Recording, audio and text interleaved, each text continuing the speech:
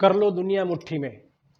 नमस्कार साथियों, मैं मुकेश जैन आज आपके लिए सफ़रनामा बाय मुकेश जैन में एक वीडियो लेके आया हूँ, जिसमें एक महत्वपूर्ण विषय है आज का डिजिटल इंडिया। डिजिटल इंडिया जैसा आपने सुना, आपकी सरकार आपके द्वार, वैसे ही भारत सरकार ने आपकी सरकार आपके द्वार इलेक्ट्रॉनिक माध्यम के रूप से कैसे पहुँचे, इलेक्ट्रॉनिक मोड में कैसे पहुँचे, उसके लिए अभियान की शुरुआत की है। इस अभियान की शुरुआत में सबसे पहले जो नींव का पत्थर साबित हुआ है वो है हमारा आधार कार्ड।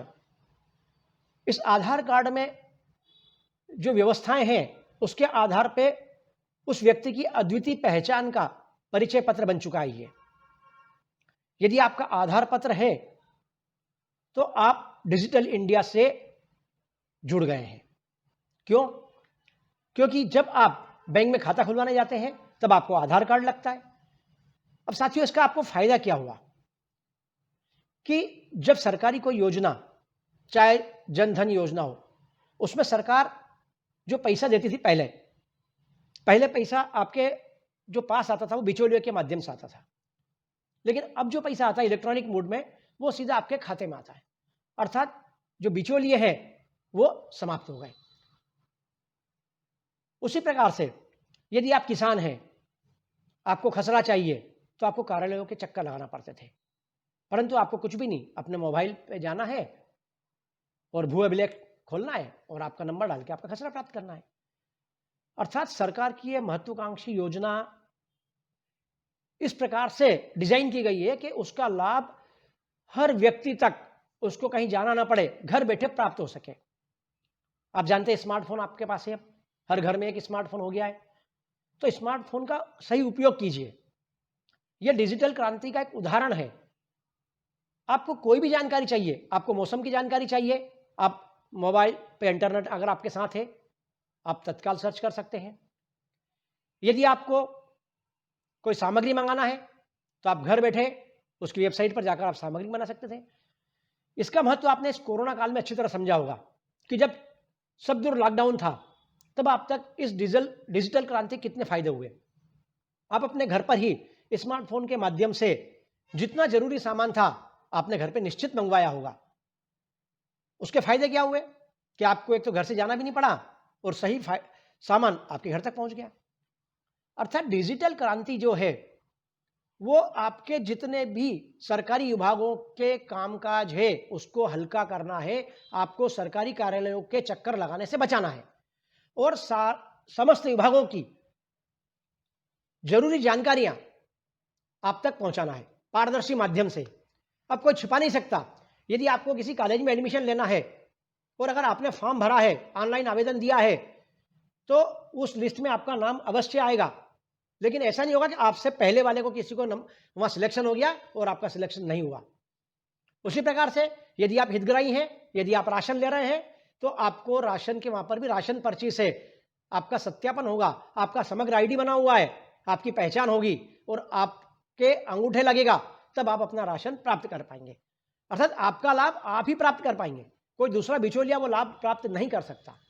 यह है डिजिटल क्रांति का महत्व।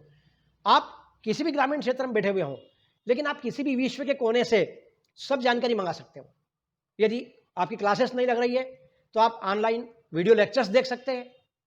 जो क्लासेस कोटा में चलती है उसका फायदा बच्चा अपने घर बैठे बैठे देख सकता है, उसकी जरूरत नहीं कि वहां जाए वो।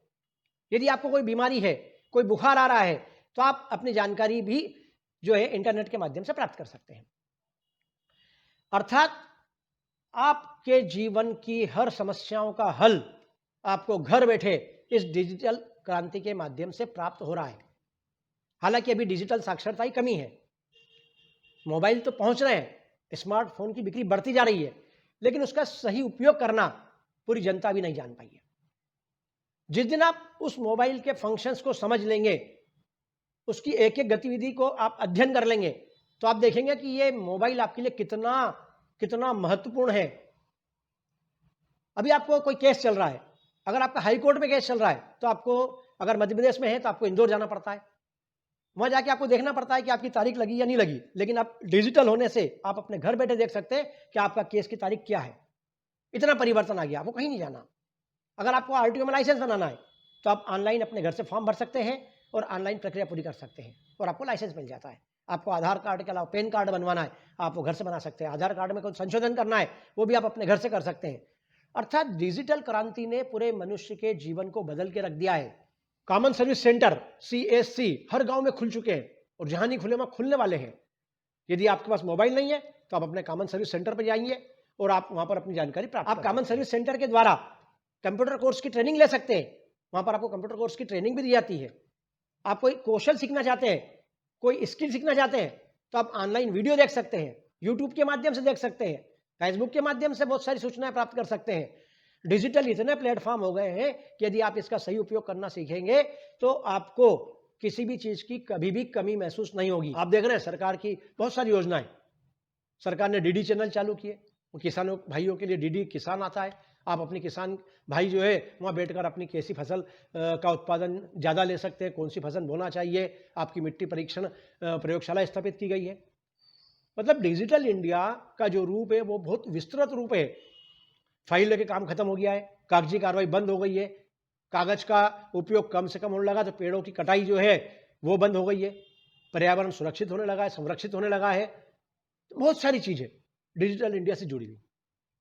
इसलिए साथियों इतना ही आज कि आप डिजिटल इंडिया से जुड़े, डिजिटल क्रांति में अपना अहम योगदान दें और देश के विकास में डिजिटल पेमेंट करें, डिजिटल भुगतान करें, अपनी ईमानदारी से अपने टैक्सेस को भरें और एक ईमानदार नागरिक होने का परिचय दें। धन्यवाद साथियों।